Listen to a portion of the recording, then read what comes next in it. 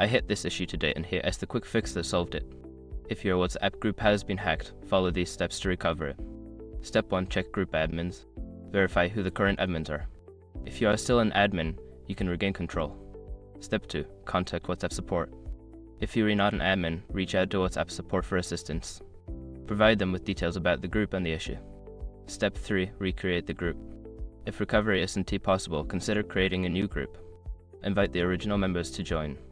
Step 4. Inform members. Notify all group members about the situation. Use other communication channels to ensure everyone is aware. Step 5. Strengthen security. After recovery, enhance your group best security. Set stricter admin controls and avoid sharing sensitive links. Remember, keeping your group secure is key to preventing future hacks.